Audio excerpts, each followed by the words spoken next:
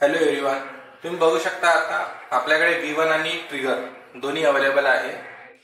आपण बघणार आहोत how to connect V1 flash and trigger. यासाठी आपल्याला सर्वात आधी V1 ला चालू करायचं आहे. तुम्ही बघू शकता आपण सेटिंग वगैरे, ठीक आहे. याच्यानंतर तुम्हाला मेन्यू मध्ये यायचं आहे. मेन्यू मध्ये आल्यानंतर स्विच चॅनल नंबर, ठीक आहे. चॅनल डिसाईड करायचा आहे कोणता ठेवायचा आहे कोणता आहे, ठीक आहे. आपण 10 ठेवूया सध्या, ठीक आहे. त्याच्यानंतर आयडी, ठीक आहे. आयडी आपण ठेवूया 11, ठीक आहे. सध्यासाठी म्हणजे तुम्हाला समजलं पाहिजे याच्यासाठी. ओके, दिसत असेल तुम्हाला, ठीक आहे. त्याच्यानंतर मेन्यू मधून बॅक यायचं आहे तुम्हाला, म्हणजे मागे यायचं आहे. त्याच्यानंतर ही बटन आहे, इथे झिगझॅग बटन आहे.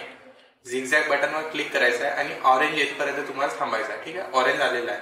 आता फ्लॅशचं काम झालेलं आहे आपल्या, ठीक. त्याच्यानंतर ट्रिगरला ऑन करायचं आहे. ट्रिगर मध्ये मेन्यू बटन दाबायची आहे. त्याच्यानंतर चॅनल नंबरवर यायचे आहे. चॅनलला सेट करायचं आहे. आपण 10 दिला होता याला फ्लॅशला, ठीक. याला पण 10 देऊया. आयडी नंबर पण देऊया 11 नंबर. ओके, बॅक यायचा आहे आणि फक्त टेस्ट करायचं आहे तुम्हाला, ठीक. ग्लिचेस येत असेल तर फ्लॅश आणि ट्रिगर हे सिंक झालेलं आहे, म्हणजे कनेक्ट झालेलं आहे.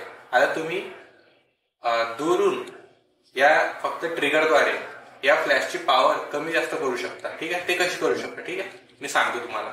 इथे 1 नंबर दाबायचा. 1 नंबरवर आपण या फ्लॅशला सिंक केलेला आहे, ठीक आहे. 1 नंबरवरती आता तुम्ही 1 नंबर दाबल्यानंतर इथे काळी पट्टी आलेली आहे, ठीक आहे. त्याच्यानंतर तुम्ही इथे जी पण पॉवर सेट करणार ती या फ्लॅश मध्ये पण सिंक होऊन जाणार, ठीक आहे. तुम्ही बघू शकता आपण A16 ठेवला, ठीक आहे. एकदा बटन दाबूया, ठीक आहे. आता इथे बघूया, इथे तुम्ही बघू शकता A16 इतकी पॉवर याला सेट झालेली आहे. अशा प्रकारे तुम्ही फ्लॅश आणि ट्रिगर सिंक करू शकता. Okay, thank you.